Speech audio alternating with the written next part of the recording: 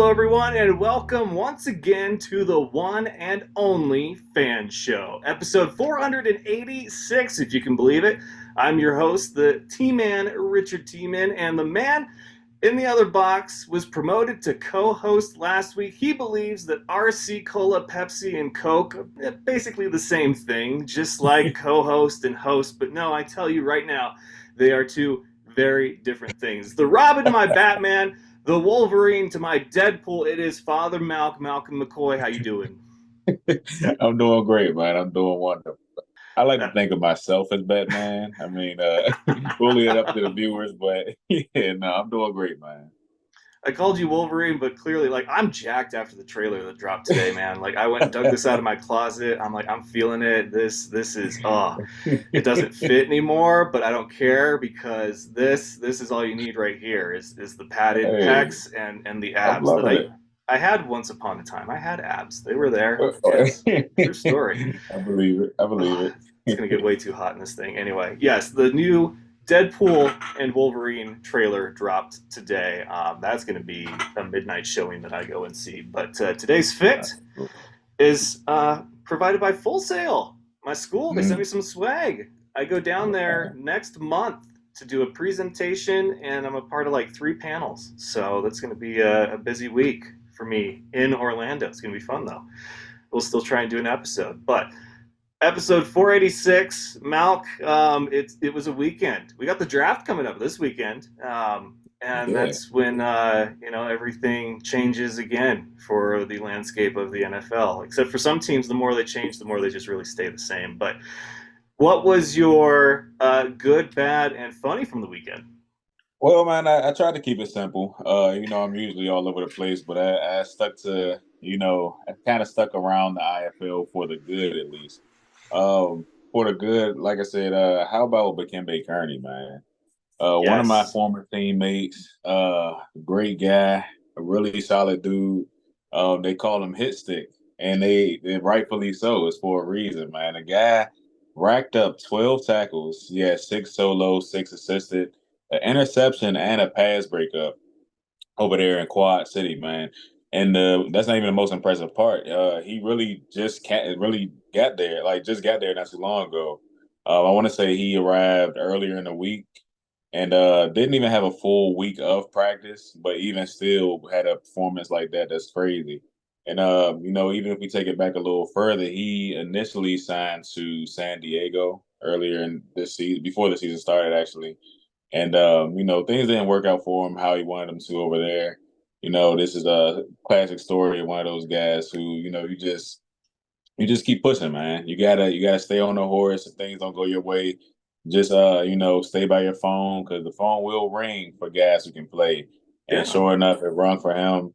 And he's doing his thing in Quad City, man. Inspiration to guys all over the place, and just an all around good story.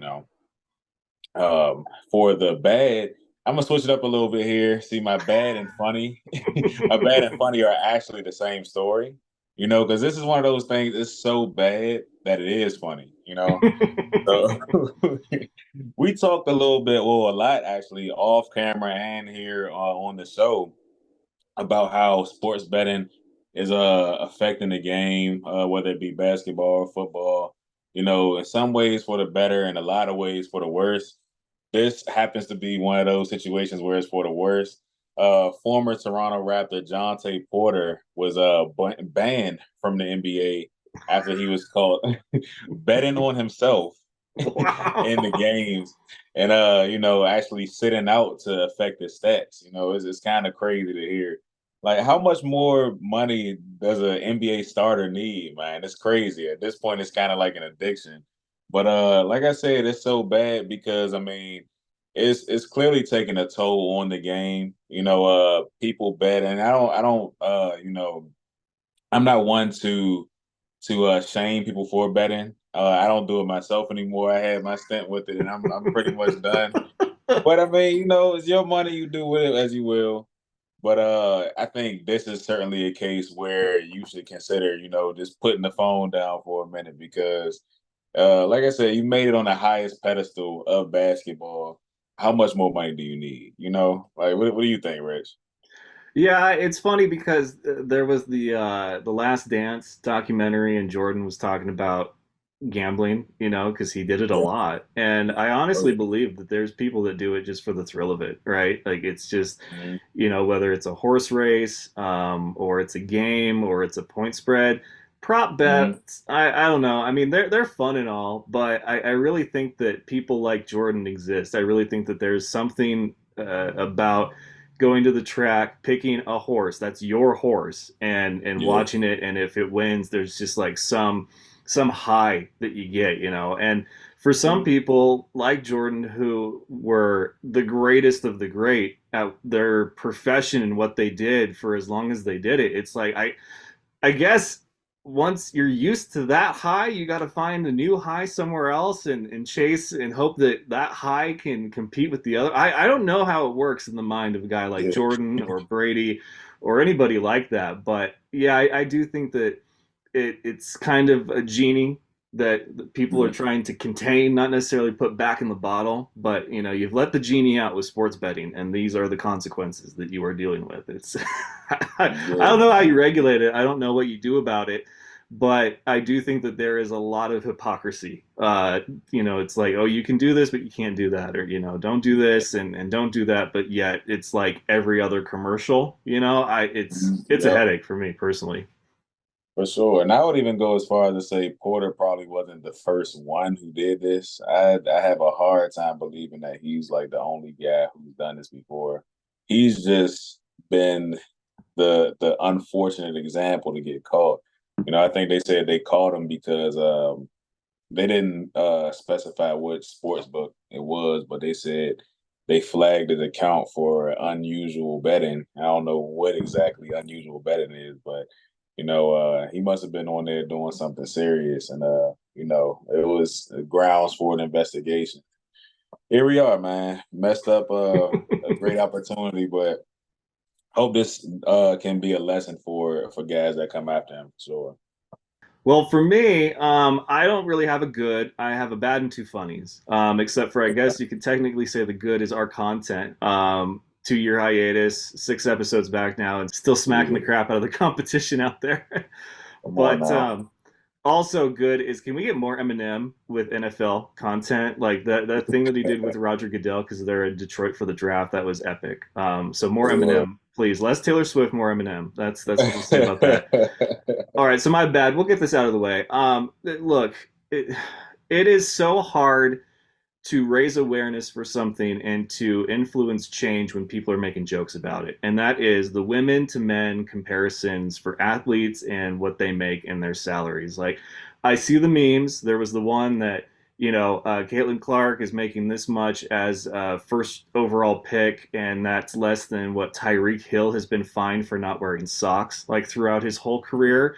And then Yeah, she makes like a fraction of what a first round NBA overall pick makes. And so, people are, I love the progress that we made with the viewership. You talked about that a few weeks ago for Your Good, and how it was yeah, like breaking all these glass ceilings, setting new records, raising awareness, and, really doing some good for the sport and for women in sports. And now it seems like we're starting to take a step back because everything has to be a joke. And I just wish they would stop making the comparisons and instead start trying to make it so that, they are equal or getting closer to equal, or that, it's not such a huge joke. Because I'm aware that it is. Like, it's a joke what they make compared to their male counterparts. But yeah. to have all the high and the progress that we did from that weekend in the Final Four and the championship to now be, it just feels like we're stepping back. And so that was my bad, because I just was scrolling through and I was like, okay, can we be done with this? My first one is the AFL situation, the OKC Flying Aces situation. I've seen all over social media that there's teams that have housing issues. There's a team in Mhm. Kansas with the AFL that's asking for host families for their players, which is something that minor league hockey and minor league baseball teams do, but not professional football Mhm. leagues do. Yeah. And then there's all the stuff going on with if they have a venue for OKC. So that's just funny because it's one of those more things change, the more they stay the same. Yeah, it's just more stuff to kind of chuckle at. And so that brings me to the other funny, which is silent jabs, which Malcolm made me aware that apparently I take. I didn't know that I did. We said in the first episode that we were not going to cover the AFL right now. We were going to wait and see, like so many other people are doing. But there's plenty of pages Yeah. out there that are diving in the deep end, full fledged, coverage of the AFL, and they're just like, here's this, and here's the uniform, and here's where they're playing, and here's their roster. And it's just like, okay, like that's great for them. Like that's not what we're going to do here. Mm-hmm. And also on that note, Malcolm, like I'm not really silent about things when I want to, put something out there or throw something out there. I'm Right. pretty open about it. Like, why are there so many pages trying to be like us? Why does Matt Patton want to be me so bad? I don't know. It's just, you know, like Well, I'm not going to be shy about it. And there's some pages that have had issue with me that some of the comments on their recent posts, people have sent me screenshots that are rather funny. Somebody who wanted to assume what I had been doing over the last 2 years. Malcolm and I have laughed about this several times. Somebody commented that their page had become more of the old man shouting at the cloud and less news and things like that. So get your news and your content where you want, but we try to stick to the stuff that's less angry old man yelling at cloud and more funny with me and Malcolm here, the new co-host of the Fan Show. And so he had some responsibilities and duties this last weekend for this episode. So we had a lot of action in week 6. Malcolm, we'll run down these final scores. Thursday, it was Tucson and San Antonio, an mhm. upset, but Mitchell did not play for Tucson. According to sources, he needed a rest week, whatever that means. He did get sacked 4 times the week before, so who knows how bad that was. But Tucson 36, San Antonio 60. So the Gunslingers winless, no more. Both teams are 1-2. Castronova had a great game, 14 of 19, 142 yards, 7 touchdowns, no interceptions, and 1 rushing touchdown. Friday, it was the Sioux Falls Storm on the road, and they fell to the Green Bay Blizzard. So it looks like the Blizzard are for real, at least right now. Final Mhm. score 35-48. Stormer 0-4. Blizzard, a nice 3-1. Max Myler was back, and the defense was getting it done. Myler, 13-20, 150 through the air, 3 touchdowns on the ground, and 3 through the air. Lorenzo Brown, though, is back with the Storm, so that'll be something interesting to see. Yep. And then Saturday, Super Saturday, we had Vegas going into Jacksonville. 61-35 your final. Vegas is perfect, one of only 3 remaining undefeated teams. Jack's fall to 0-4. They're one of 5 winless teams still, or I should say one of 4 winless teams, because Gunslingers, they've gotten a win now. It's just ouch for Jax. I mean, their schedule has not been kind, but they're not in the NAL anymore. Like it's time to figure it out. Because San Antonio, yes, you could argue that Tucson did not have their starting QB, but still, San Antonio has looked like they have improved with every Hmm. outing, and that's a tough win against the Tucson team, Yeah. against any Billy back team. So Jacksonville's got to figure it out. But Jerome Johnson, man, 12 of 14 for 184, 5 touchdowns through the air, no rushing touchdowns. This guy gets it done strictly aerial assault. Hmm. Mass, that was the big upset of the weekend. They went in undefeated. They are undefeated no more against Quad City, 43-54. Quad City 2-2 now. Then we had, let's see, Frisco and Tulsa. Oh, this was that game. Yes, sir. 60-32. Frisco, the Fighters, they're still undefeated. Oilers fall to 2-2. Edwards, 14-17, 153, 4 touchdowns. And then he was 17 rushing attempts for 57 yards and 3 touchdowns on the ground. Then Arizona narrowly escapes Iowa. I don't even know what to say about this game.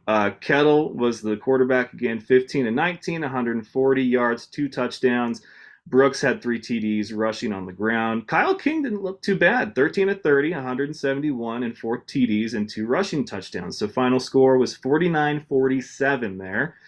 And then Hmm. we had San Diego 50, Bay Area 53, a battle of unbeaten. So we're down to 3 now. San Diego, the Strike Force fall to 3-1. It was Harper Yeah, again at quarterback for the Panthers. man. Davis, 13 to 17, 141 yards and four TDs. Harper, 9 to 15, 96 yards, one TD, and two picks. So it's crazy how they were able to get it done for San Diego. And then finally, Duke City, 23, Northern Arizona, 39. So Malcolm, what stood out to you? What do you want to talk about?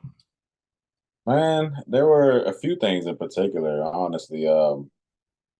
A few games that I was more so excited to see than others. Great week of football for one, but first off, I got to start where I started in the IFL, Duke City, man.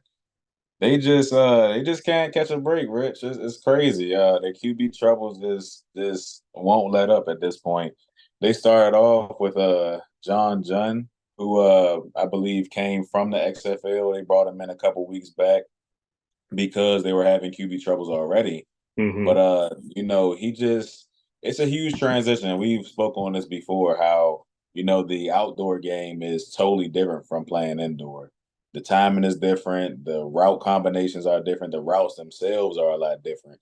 And he just couldn't seem to really get a grasp of everything. He got sacked a number of times and threw an interception to D lineman actually, who ended up taking it back for a score. So at that point, they tried to go with Jeremy Hickbottom, who actually threw an interception his first play out there from scrimmage. Yeah, From ouch. there, it was pretty bad. The following drive they came back. I think he fumbled and they ended up scoring off of that as well. But he finished the game, and I think that may be who they're going with going forward. And although Naz kind of brought it to him the whole time, the score was surprisingly close. But it didn't reflect what was going on at all. Naz was really bringing it to him. They were getting beat up the entire game. RZ McCorker, I mean, we've been talking about him for some time, man. Had another great game. Some contested catches, one for well, a couple touchdowns. Actually, he had a really deep one, which was cool. And Jones had a couple interceptions, but ultimately had some strong plays as well. Also, let's go to the following day, I believe, San Diego and Bay Area. The commentator said appropriately the battle of the undefeated, which was very true. One of them had to lose. They were one of, Mm. like we said, at this point, like one of four or two of four teams who were undefeated before this weekend. But it was an interesting game to say the least, for sure. Man, I don't think I've seen a start that exciting to an IFL game this season, much less at all. They both started their second string quarterbacks, which was a little odd, but I believe Daquan Neal was still, going through the clearing process with that thigh contusion and whatnot. But Felix Harper and Rudy Johnson ended up getting the start. They both came out the gun well, one was an interception. I think Felix Harper threw the interception. But San Diego looked to turn around when they brought Nate back in. He had a game himself in the although he didn't play the entire game, ended up having 5 touchdowns, which was crazy. And very, very Nate-esque. He's a veteran in the league. So I mean, it's to be expected. He's the big guy and they look to him for leadership and he won't disappoint. Let's talk about Arthur Jackson too, man. He's been tearing it up too. I mean, he hasn't been getting as much buzz in the league as I think he deserves because he's a talented guy, man. He's just been having a great season. I want to say he has 8 touchdowns now in their 4 games that they played so far. And the second, well, 9 touchdowns if I'm not mistaken. And the second closest to him has like maybe 4 or 5. It's kind of ridiculous. But man, the guy can ball, man. Freak athlete, great route runner. I mean, he shows it in the games. He's definitely one of their premier players, and I mean, he doesn't disappoint. But nonetheless, they ended up falling the Bay Area. Really good game, but Felix Harper ended up proving that he's a force to be reckoned with that last rushing touchdown. He kind of put the dagger in him. That was a Yeah. really cool game. The Tucson and San Antonio, man. That was a surprising one for sure. I definitely didn't expect San Antonio to pull it out. I knew they would. put it together at some point because it was just a matter of time. They have a lot of great players, a lot of talent, and the coaching is really good too. It just seems as though they weren't able to mesh and click until now. Like you said earlier, Malik Mitchell didn't end up playing at all. So they played Terrence Gibson. Well, he didn't do too bad, but I think the tail of the tape for Tucson ultimately was they just couldn't they just couldn't get going how they normally do. Yeah. And whether that was because of Mitchell's absence or not, I'm not entirely sure. And against a team like San Antonio, who has the talent and is just waiting to put it together, you can't play them as if they're a bad team because that's not the case at all. Like I said, they had the talent. It's just been facing teams that were actually more experienced than they were. But in this situation, they Tucson wasn't able to answer the call, and the Gunslingers did. So it ended up how it did. For me, it starts with Green Bay. Max Myler is that dude for them. I know. Props to Yeah. Skylar Perry for getting them through that 1 week, but I mean, on the ground, through the air, this dude can just do it all. And Green Bay should be so happy that they have their defense was huge. They stepped up big time in this game, but man, Green Bay is just they've got something. They need to hang on to it and just keep it rolling. Just keep it rolling week to week. Huge Mhm. shout out though to our man Claude Davis. Got a receiving touchdown in that game. Big man, the old man as they called him on the broadcast. I was very happy for him. His first career touchdown. He's done it like Mhm. 25 years later or something. I don't know. But good for him. 35. Arizona and Iowa, man. Oh, this game. Like, I don't know what the deal is with Arizona. So Brown is going to go back, or he is back with the Storm. But he'll probably Mhm. start next week, I would imagine. I don't know what that's going to do for the Storm because there's certain players, yes, that know teams and offense, but Riggs isn't there anymore. I know it's Riggs' son, it's the coordinator, but I don't know if this is a plug and play situation. You pick up like nothing, ever happened. Like there was no time gone. But anyway, Arizona had Kettle, and then Iowa now with Kyle King, who I think has some real potential. But this was a game that should not have been this close if Arizona is really Mhm. just a quarterback away from being a top five team, and they're not. And so you look at my power rankings from this week, people argue, well, Arizona's 2-3 and Tucson's 1-3. Shouldn't Arizona be above Tucson? No, they shouldn't. In fact, that Uh, win against a team like Iowa, with as close as it was, almost hurt Arizona more. I would not pick Arizona to beat Tucson, especially if they have, Mitchell. And yeah. I don't know what this team is going through right now, but they need to fix it quick because we're already going into week 7. And then finally, the Massachusetts upset. I told you last week, I said I really want this to be a test for them, and it was. Now, Quad City's defense brought it, and then Judd Erickson, it looks like he was playing for his job, and he did really well.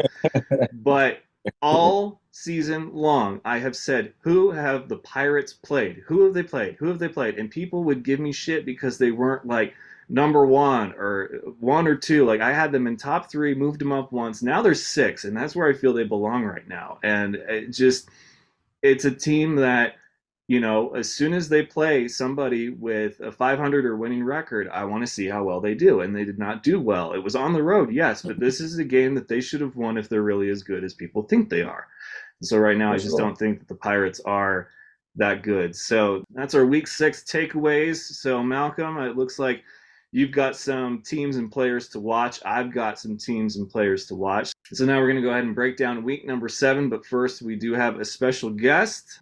All right, folks, before we get to our predictions for the next week of IFL action, we want to welcome our guest at this time.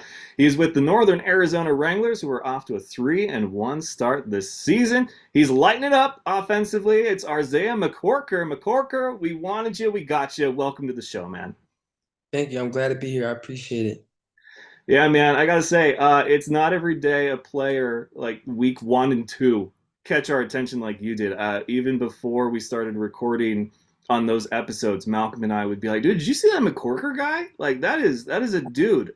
So clearly, the IFL, you have their attention as well as everybody else. How's it felt for you though this season?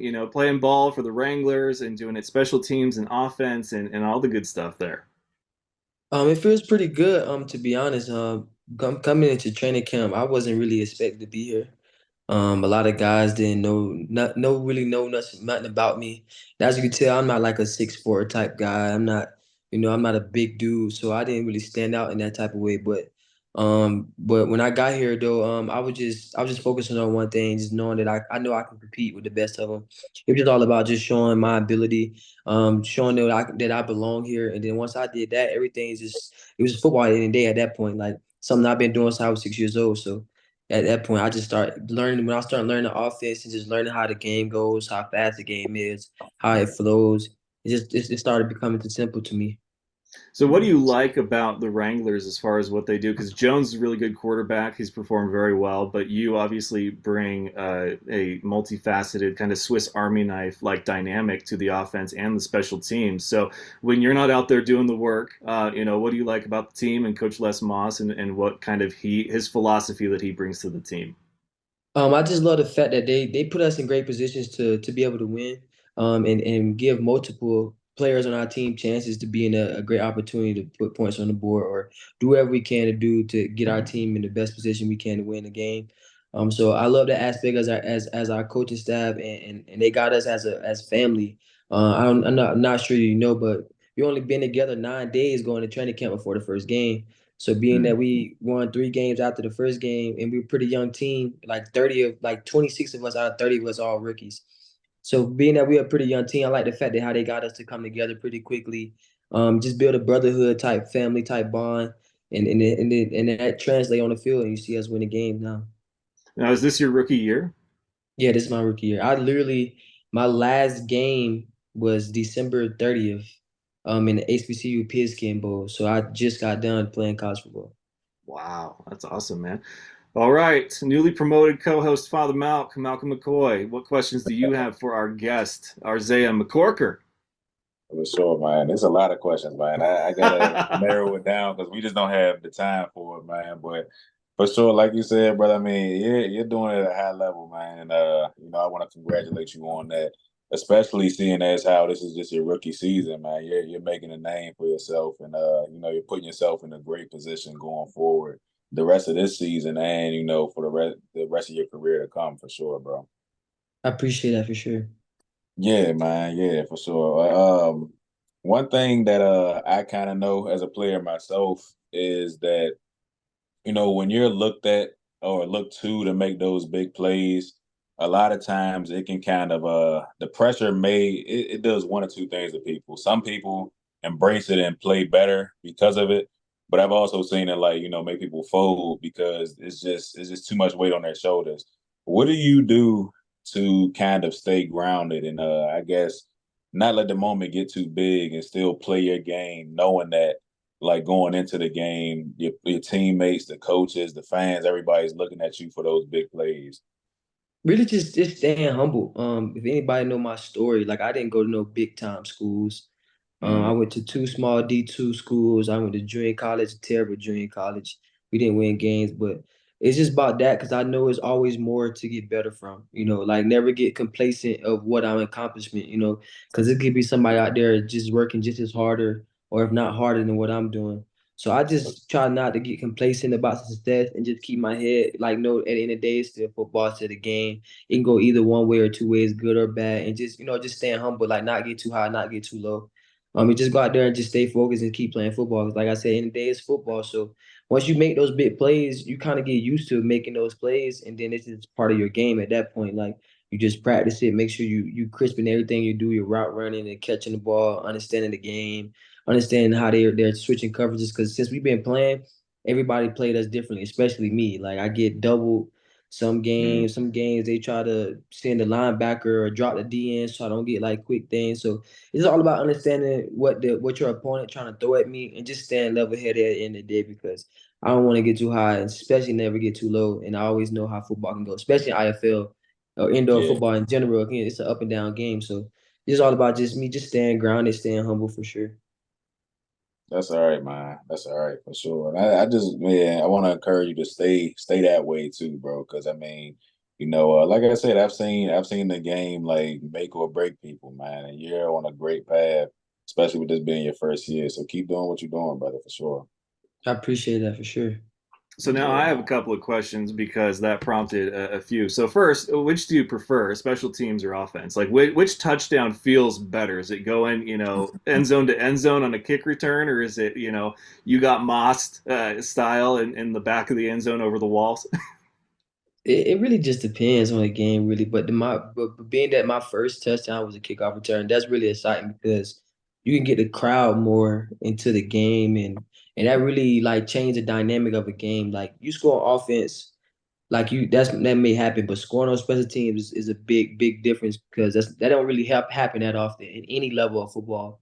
So being that I feel like scoring a kick return is more exciting, but I feel like on offense it's just something that is more natural for me to do because I've just been doing it for so long.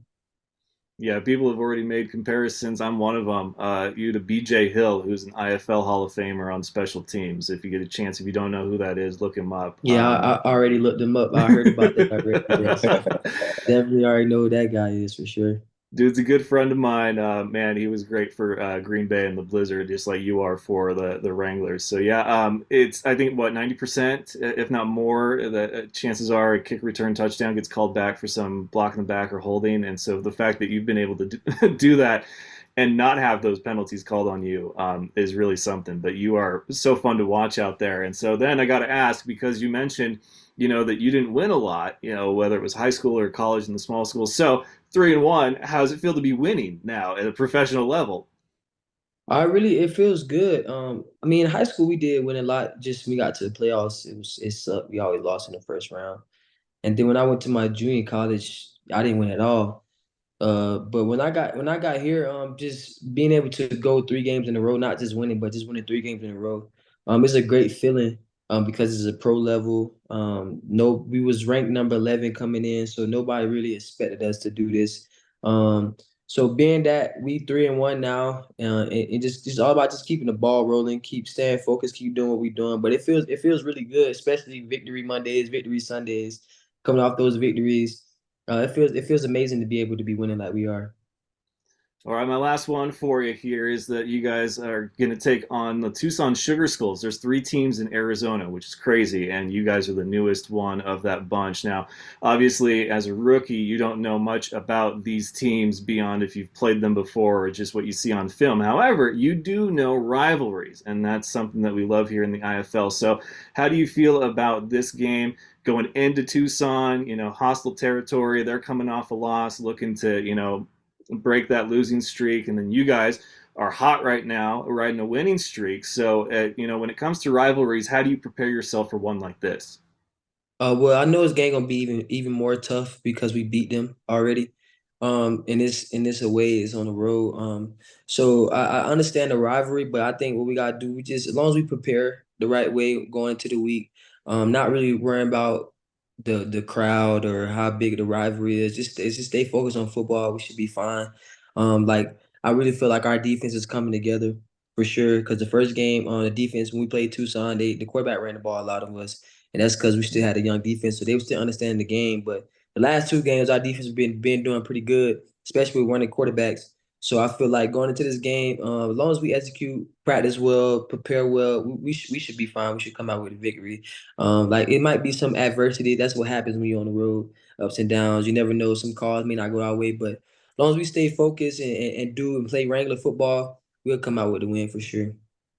That's awesome to hear, man. Well, Malcolm, any final thoughts or questions for Mr. McCorker here before we cut him loose?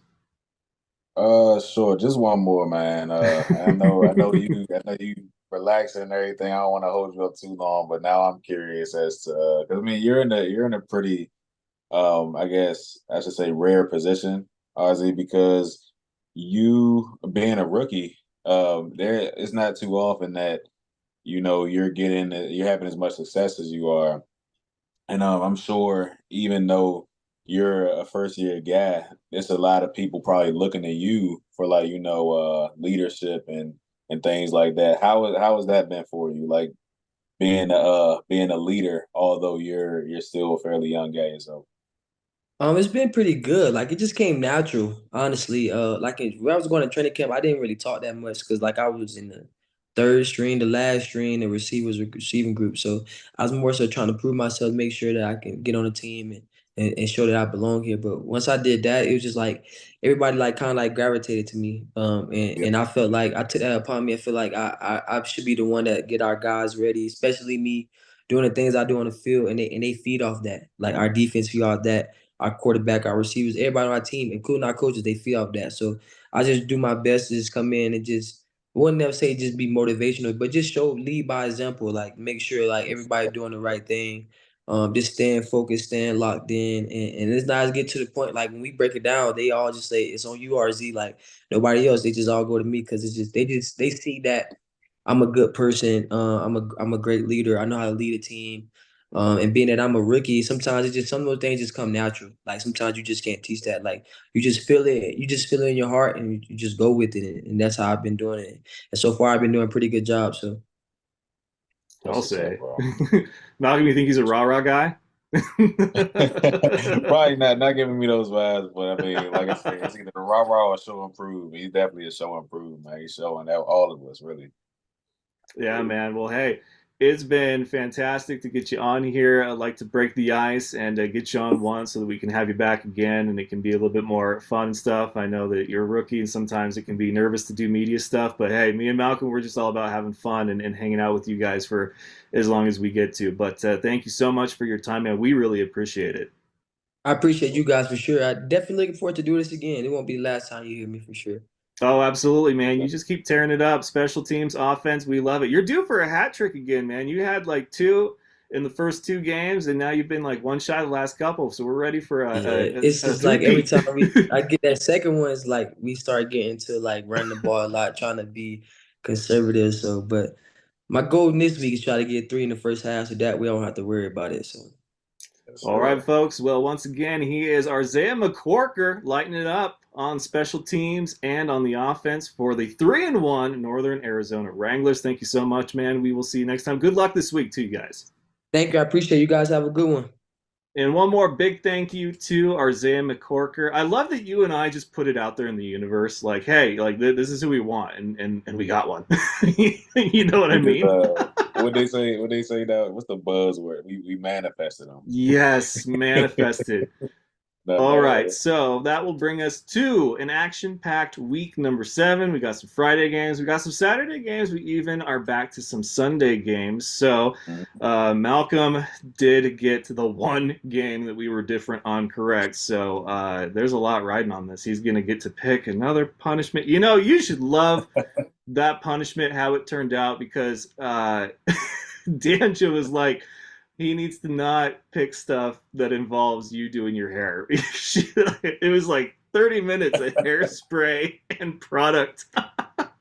Hey, I will tell you, the people loved it, man. The people loved it. When I posted it, I couldn't even. I should have screenshotted all the reactions I got from it because people were loving it.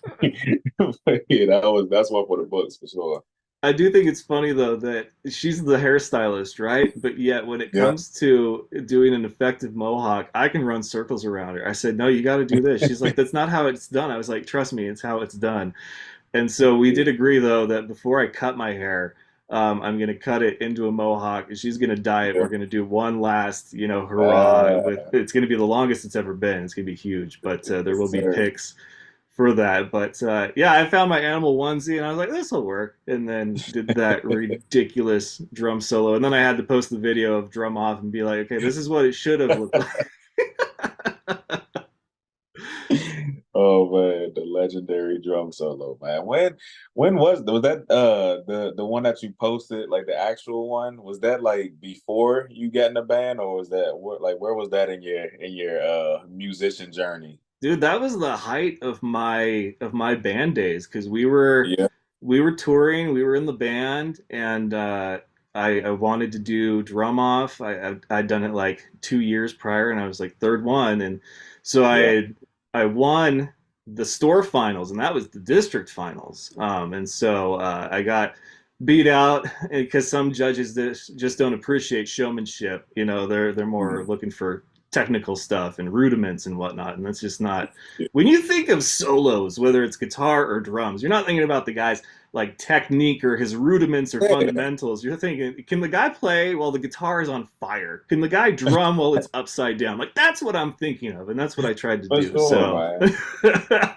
Yeah, I'm right there with you. I'm all for it. But if I was in that panel, man, you would have got straight 10.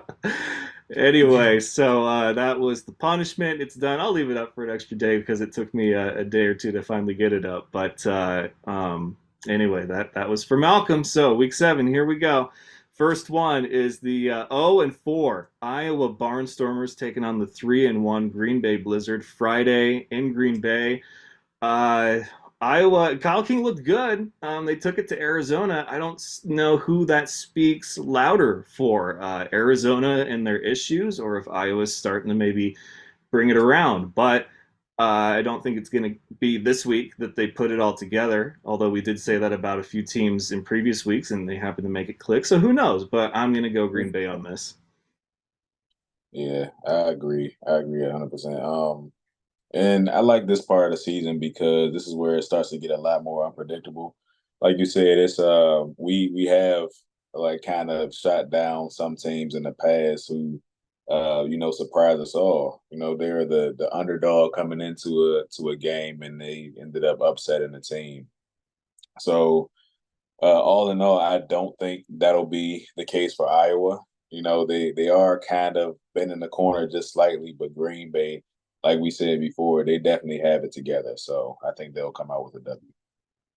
All right, so that brings us to our other Friday game, and that will be the San Antonio Gunslingers, winless no more, and they will take Mhm. on an undefeated Frisco Fighters team. The Fighters, they are undefeated, and they are only number 2 in my power rankings because they're not the reigning champions. I mean, that is how good of football that they have been playing. Both sides, TJ Edwards is that guy, but Castronova, Malcolm, you know him, you've talked him up. He's really started to put it together, so this could be something that Frisco cannot overlook. I know it's one win, but really, it was only a matter of time. I feel for the Gunslingers. So who do you like in this one?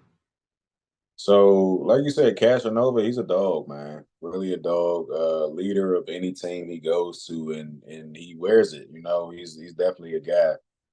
But when I think about teams, I like to kind of dumb it down a little bit for people who aren't as avid football fans as the both of us. When I think of San Antonio, they're more like a powerhouse. They like their offense is they can air it out, but ultimately, when I think of their team, they're like a like I said, a powerhouse. Whereas Frisco, they can alter their game plan no matter who they're playing, and they move around and they do a lot of things well, but they capitalize on what the other team, their opposing team, doesn't do well.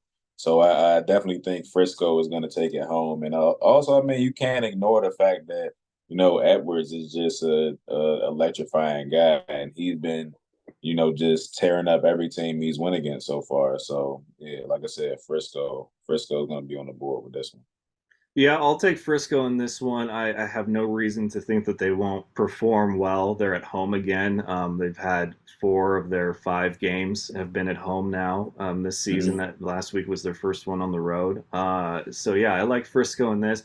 That'll bring us to the first Saturday matchup, which is the winless Duke City Gladiators and the red hot Vegas Knights. Now these guys, they climbed up to number 3 on my power rankings because one, it's hard to keep an undefeated team below a team that has even one loss. But this is a team that I truly believe is getting better with every game, even despite their schedule. It's like they are consistent. They are consistently good, and so I think that right now they're the 3rd best team in the league. And I'm going to pick Vegas to get another win and stay undefeated. Of course, and I'm gonna be right with you on that too. I like how you said they're getting better week by week, and it all starts with Jerome Johnson. Of course, he's the leader of that team, and I love how he initially it's almost like how in the NFL they kind of highlight what you do well and what they believe you can't do. I've heard criticism that he's not a true quarterback because he's more of a scatty guy. He doesn't go through his reads and everything. And almost as to prove those critics wrong, like you said, he threw for 5 touchdowns and in the just lights out passing. So yeah, man, it's not enough I can say about the guy. I mean, he's a great player and he's leading a great team. So they're definitely gonna take it to Duke City.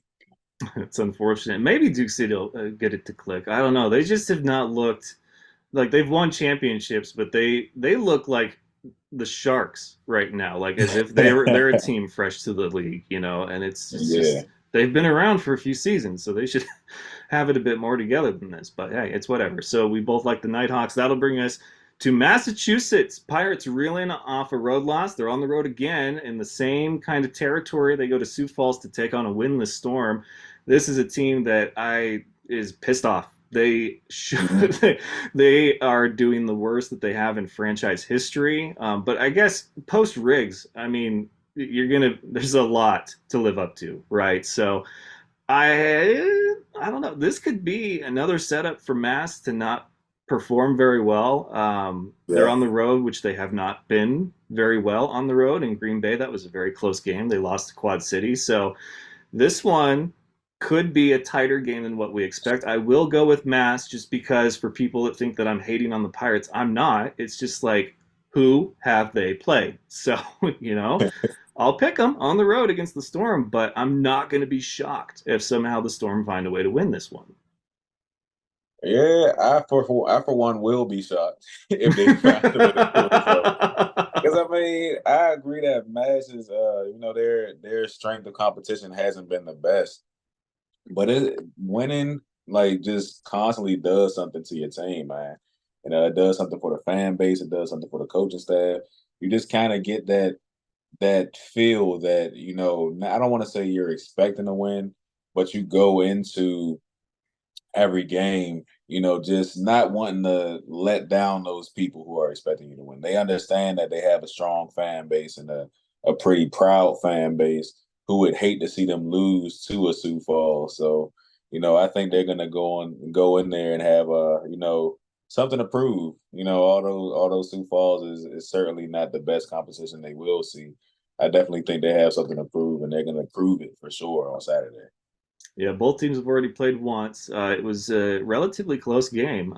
Some people thought maybe Sioux Falls was going to get the win there, but that was in Mass. This one's in Sioux Falls. We both like the Pirates. So the next Yep. game on the schedule here, and since I went first both times, Malcolm, you get to go first on this one. Northern Arizona, the Wranglers. We just talked to their guy McCorker and got some Yep. insight from him, and they will take on Tucson Sugar Skulls. Whether or not Mitchell is playing, I believe, according to my source, that he will be after his rest week, whatever that means. But who are you taking in this one? Man, see, that's what it's gonna fall back on. I don't want to say that Malik Mitchell is literally Tucson's whole team, but I do feel like he's their whole offense. And I feel like if he doesn't play, they're an entirely different team. So, and well, not to discredit Mike Jones either. He's a guy. He has been a guy for some time. But I think this is a tough one, Rich, for sure. I'll take I'll take Tucson in this one, man. I'll take Tucson for Ooh. sure. I think that for one, I do think Malik Mitchell will end up playing. And I feel like this loss this past week just left a nasty taste in their mouth. And they understand that a loss this coming week will put them in a pretty bad position. I mean, because we're almost at the midseason mark. If you enter midseason with the losing record, I mean, it's hard to bounce back later on in the season. So I think that they understand, and I think that they're going to try to put it back together this week. So A I'm going with lot Tucson. For sure. a lot rides on Mitchell if he's the starter. And how crazy is it that these two teams so much rides on the performance of their rookie, right? I mean, Yeah, yeah, McCorker and Naz and Mitchell and Tucson. I do agree that bad taste. They're angry. They're at home, but Naz, man, they're that's the hot hand I feel right now as far as the non-undefeated teams go. And I think McCorker's pretty good. This is a rivalry game. It will be in hostile territory like Tucson, but I feel like they need more than just Mitchell because that game against the Gunslingers, it should not have been that big of a point differential. It really like it should have been yeah. closer all things considered. So I don't know. I don't know if he just brings that much. Like the whole team comes together when Mitchell's out there. It's the glue or what? I mean, he's Seems quarterback, like it. sure, but I will take Naz. I'm going to go Northern Arizona in this one. So there we have a difference of opinion on that one. For Sunday matchups, we start with the Tulsa Oilers and the Quad City Steam Wheelers. This should be an interesting pick for Malcolm and myself, as we have a pair of 2-2 teams, so anything can happen. Oilers Mhm. fresh off a home loss to the Fighters, and then Quad City fresh off of a home win, given the first loss of the season to a team like the Massachusetts Pirates. So, Malk, Mhm. your pick. What are you taking? Man, like you said, this is gonna be an interesting one for sure. Two strong teams, man. Two strong defenses for sure. And like we said Mm-hmm. earlier, with the addition of Bakembe Kearney, Bakembe Hitstick Kearney, I'm sorry. Uh, you know, our guy Malik Duncan over there doing this thing. It's gonna be they're a force to reckon with on to a force to be reckoned with on defense for sure. I think that's what it's going to end up being a defensive game on both sides because as we know, Tulsa's defense led by what's the guy Jones. He's a dog, man. You got Hawk over there in the secondary. They're doing great, man, on defense. So I think that's what I think is going to come down to whose defense can get the most stops. And I personally think, contrary to popular belief, uh, I do like Tulsa a lot, so I'm gonna go with Tulsa on this one. So yeah, it might raise a few eyebrows, but yeah, I mean I'm taking Tulsa. I like it. Okay, so this is going to be one of those moments that people are going to hit screen record on their phones or whatever devices, because Malcolm and I are different, and it's for the craziest pick. I got a bunch of Mm, crap from people for picking against Quad City last week, and I was like, you cannot be serious. Like, really? Like, it's an undefeated team. You guys had to swap out your quarterback for a series in the last game, and you just have not looked like a cohesive unit. Last game was yeah, completely different. They had it clicking, and they need to keep it for going. sure. Tulsa, this is a true test for both teams, and I think because I have picked Tulsa so many times so far this season, I'm due one to pick against them without hurting any feelings. So I will uh, go with the Steamwheelers at home. yes, sir. I will be sure to tell Montero and Oh my Pet. God! So, Listen to this guy. Listen to this.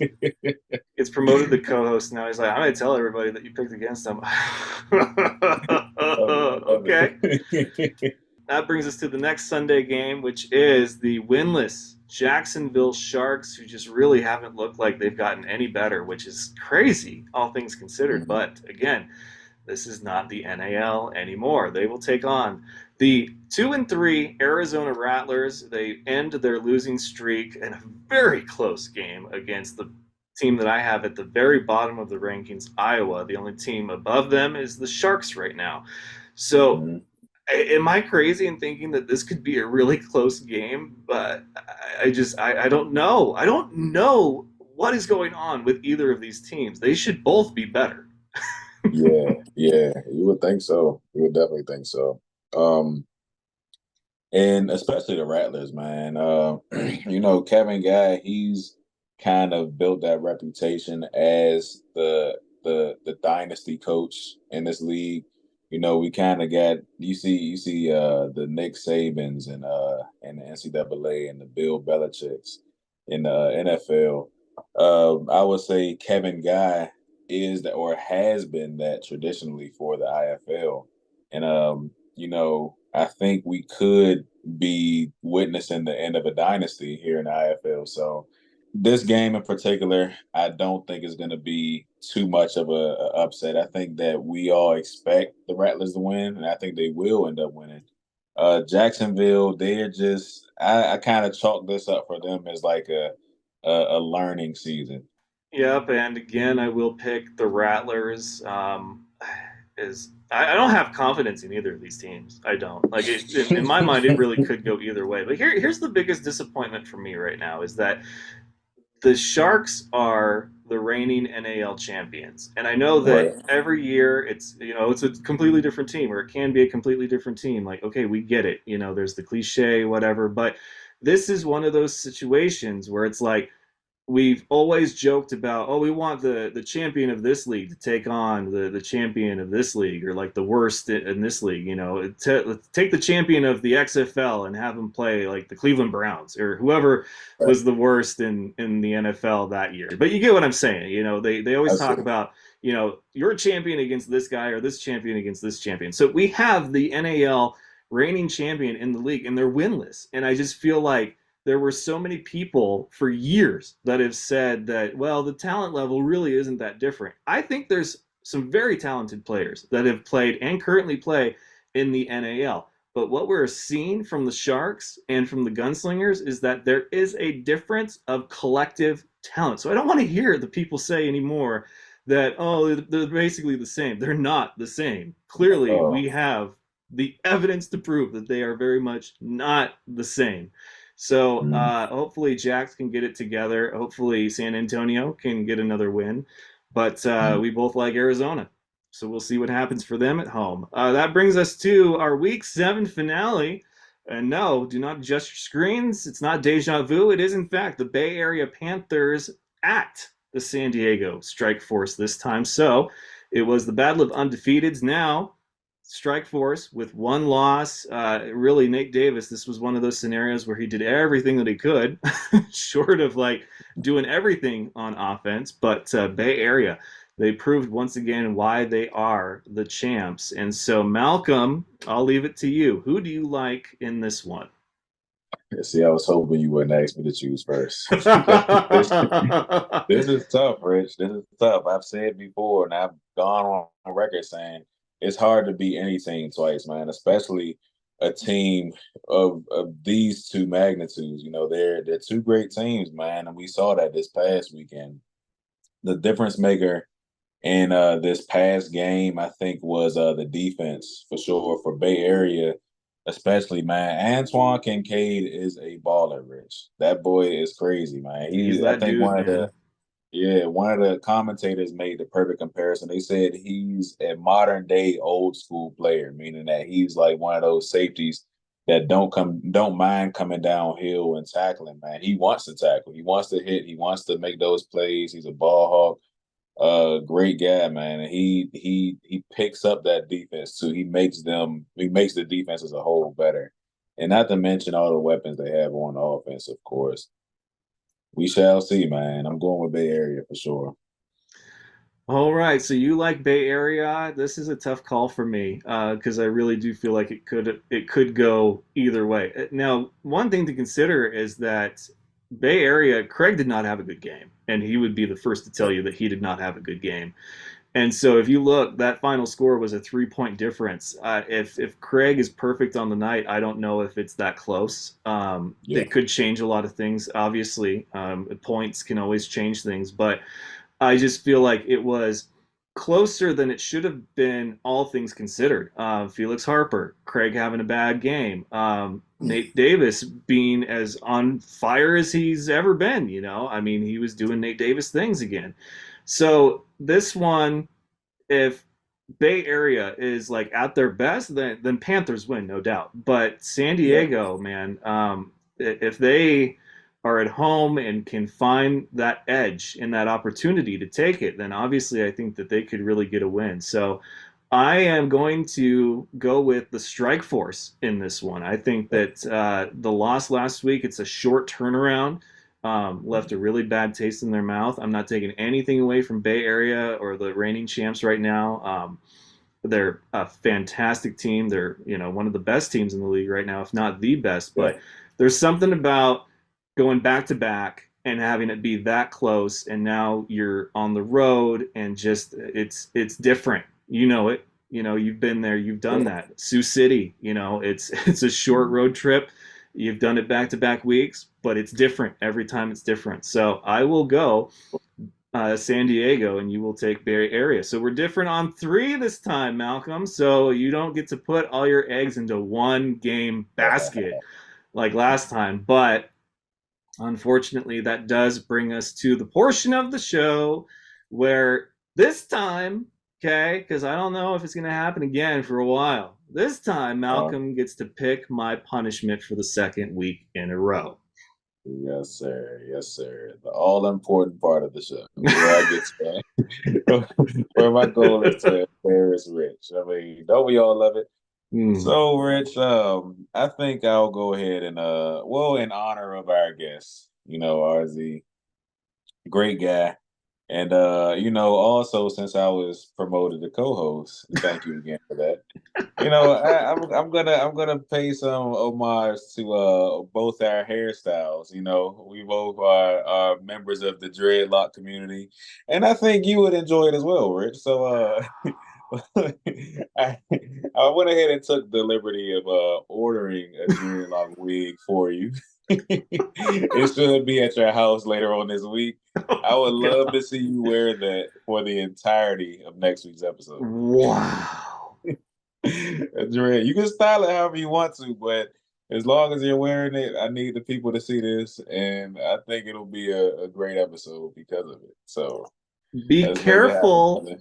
in the future how loosely you put terms and guidelines on these, because if you put me in a dreadlock wig, there's no stopping me from getting on the show and being like Lil Jon for an hour. And every time you just like, so yeah, I think that was really good. Yeah, yeah. What? Malcolm, what? Yeah, yeah. I was like, guys, we're having Okay. some technical difficulties. Rich is having some issues over there. Let's just No, but I love it. I love it, man. You could do whatever persona or alter ego you wish, but yeah, I just want to see you in that wig, brother. Like I said, it should be with you shortly, so you got the time you Mm. need to style it or however you want to. But yeah, man, I think the fans will love that. All right, folks. Well, he has picked his punishment, and I'm going to hope that I have better luck this next week for week 7 of Indoor Football League action. Don't forget to like and subscribe to us everywhere that you can. If you're a visual person, you can see us on YouTube. If you're more the audio type that likes to listen casually, then you can catch us on Spotify, Apple Podcasts, iHeartRadio, and Spreaker. And every Wednesday, 7 p.m. on Express Radio, which is live365.com. They do a replay every Sunday of the show as well. So pick your poison. It's always fun. We're available all over the place. And then like us on Facebook, follow us on Instagram and X, Twitter for you older folks like myself. But me and Malcolm, we put the content out there for you all to enjoy, and we do some good stuff. So for newly promoted co-host Malcolm McCoy, I'm the T-Man Richard T-Man. This has been episode 486 of The F.A.N Show, and we will see you next time.